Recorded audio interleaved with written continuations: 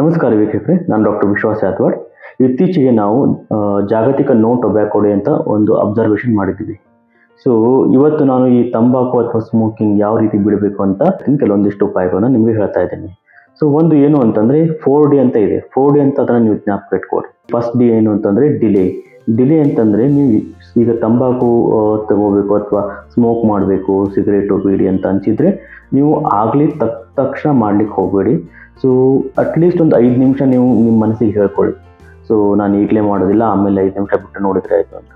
ಯಾಕೆ ಅಂತಂದರೆ ಈ ರೀತಿ ಏನು ಕ್ರೇವಿಂಗ್ ಅಥವಾ ಬಯಕೆ ಅಂತ ಹೇಳ್ತೀವಲ್ಲ, ಈ ತೀರೋ ಥರವಾದ ಬಯಕೆ, ಸೊ ಅದು ಒಂದು ಅಲೆಗಳ ಥರ ಬರ್ತಾ ಇರುತ್ತೆ, ಬರುತ್ತೆ ಹೋಗುತ್ತೆ. ಸೊ ಅದು ಭಾಳ ಹೊತ್ತಿರೋದಿಲ್ಲ. ನೀವು 5-10 ನಿಮಿಷ ನೀವು ಅದನ್ನು ವೇಟ್ ಮಾಡಿದರೆ ಸೊ ಅದು ತಾನಾಗಿ ಹೋಗ್ಬಿಡುತ್ತೆ. ಸೊ ಹೀಗಾಗಿ ನೀವು ಅದನ್ನು ಅವಾಯ್ಡ್ ಮಾಡ್ಬೋದು. ಇನ್ನೊಂದು ಏನು ಅಂತಂದರೆ ಡ್ರಿಂಕಿಂಗ್ ವಾಟರ್ ಅಂತಂದ್ರೆ ನೀವು ಇನ್ಸ್ಟೆಡ್ ಆಫ್ ಅಂದರೆ ನೀವು ತಂಬಾಕು ಸೇವನೆ ಮಾಡೋದು ಅಥವಾ ಧೂಮಪಾನ ಮಾಡುವ ಬದಲು ನೀವು ಹೊಟ್ಟೆ ತುಂಬ ನೀರು ಕುಡೀರಿ. ಸೊ ಅದರಿಂದ ಅದು ನಿಮ್ಮ ಬಯಕೆ ಕಡಿಮೆ ಆಗುತ್ತೆ. ಇನ್ನು ಮೂರನೇದು ಏನು ಅಂತಂದರೆ ಡೀಪ್ ಬ್ರೀದಿಂಗ್ ಅಂತಂದರೆ ಈ ದೀರ್ಘವಾಗಿ ಶ್ವಾಸ ತೆಗೆದುಕೊಳ್ಳೋದು ಬಿಡೋದು.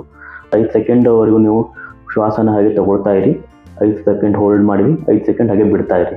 ಸೊ ಎಲ್ಲಿವರೆಗೂ ಹಾಗೆ ಮಾಡಬೇಕು ಅಂತಂದರೆ ನಿಮ್ಮ ಕ್ರೇವಿಂಗ್ ಕಮ್ಮಿ ಆಗೋವರೆಗೂ. ಆ್ಯಂಡ್ 4ನೇ ಡಿ ಏನು ಅಂತಂದರೆ distract yourself or do something else. ನೀವು ಏನು ಬೇಕಾದ್ ಮಾಡಿ, ಯಾರ ಹತ್ರ ನಿಮ್ಮ ಸ್ನೇಹಿತರ ಮಾತಾಡಿ, TV ನೋಡಿ, ಪುಸ್ತಕ ಓದಿ, ಧ್ಯಾನ ಮಾಡಿ, ಅಥವಾ ಒಂದು ವಾಕ್ ಹೋಗಿ ಬನ್ನಿ. ಸೊ ಹೀಗೆ ನೀವು ಅದನ್ನು ಡಿಸ್ಟ್ರಾಕ್ಟ್ ಮಾಡಿದರೆ ಅದು ತಾನಾಗೆ ಹೋಗ್ಬಿಡುತ್ತೆ. ಸೊ ಇದನ್ನು ನೀವು 1-2 ದಿನ ಮಾಡಿದರೆ ಅದು ಉಪಯೋಗ ಆಗದೆ ಇರ್ಬೋದು. ಆದರೆ ಇದನ್ನೇ ನೀವು ಕಂಟಿನ್ಯೂ ಆಗಿ ಮಾಡ್ತಾ ಇದ್ದರೆ over the period of time, month R so, ಅದು ನಿಮ್ಮ ಕ್ರಮೇಣವಾಗಿ ಅದನ್ನು ನೀವಾಗೆ ಅದನ್ನು ಒಂದು ಧೂಮಪಾನದ ಅಥವಾ ತಂಬಾಕು ತೆಗೆದುಕೊಳ್ಳುವ ಒಂದು ಅಭ್ಯಾಸವನ್ನು ಕಡಿಮೆ ಮಾಡ್ತೀರಿ. ಸೊ ಇವುಗಳಿಂದ ನೀವು ಪ್ರಯೋಜನ ಆಗ್ತಾ ಇಲ್ಲ ಅಂತಂದರೆ ನೀವು ನಿಮ್ಮ ಡಾಕ್ಟರ್ ಹತ್ರ ಹೋಗ್ಬೋದು. ಅವರು ಕೆಲವೊಂದಿಷ್ಟು ನಿಕೋಟೆಕ್ಸ್ ಗಮ್ಸ್ ಇರ್ತವೆ ಅಥವಾ ಪ್ಯಾಚ್ ಇರ್ತವೆ, ಲೊಜೆನ್ಸಸ್ ಇರ್ತವೆ, ಅದನ್ನು ನಿಮಗೆ ಬರೆದು ಕೊಡ್ತಾರೆ.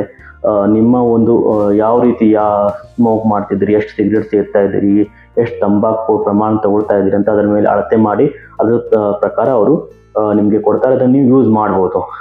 ಸೊ ಇದು ಇಲ್ಲದೆ ಕೆಲವೊಂದಿಷ್ಟು ಮಾತ್ರೆಗಳಿದ್ದಾವೆ. ವಿಪ್ರೋಪಯಾನ್ ಇರ್ಬೋದು ಅಥವಾ ವೆರನೆಕ್ಲಿನ್ ಇರ್ಬೋದು. ಈ ರೀತಿಯಂಥ ಕೆಲವೊಂದಿಷ್ಟು ಮಾತ್ರೆಗಳಿಂದ ನಿಮ್ಮ ತಂಬಾಕು ಸೇವನೆಯನ್ನು ಕಡಿಮೆ ಮಾಡಿಸ್ಬೋದು. ಸ್ಮೋಕಿಂಗ್ ಹ್ಯಾಬಿಟ್ ಬಿಡೋದು ಅಥವಾ ತಂಬಾಕು ಬಿಡೋದು ತುಂಬಾ ಕಷ್ಟ. ಹಾಗಂತ ಯಾರೂ ಬಿಡಲಿಕ್ಕೆ ಮನಸ್ಸಿಲ್ಲ ಅಂತಿಲ್ಲ. ನಮ್ಮ ಈ ಸರ್ವೆಗಳಲ್ಲಿ 100ರಲ್ಲಿ 70 ಜನ ಈ ಸ್ಮೋಕ್ ಮಾಡೋರು ಬಿಡಬೇಕು ಅಂತಾನೆ ಮನಸ್ಸಿನಲ್ಲಿ ಇಟ್ಕೊಂಡಿರ್ತಾರೆ, ಆದರೆ ಅವ್ರಿಗೆ ಬಿಡೋಕೆ ಆಗ್ತಿರೋದಿಲ್ಲ.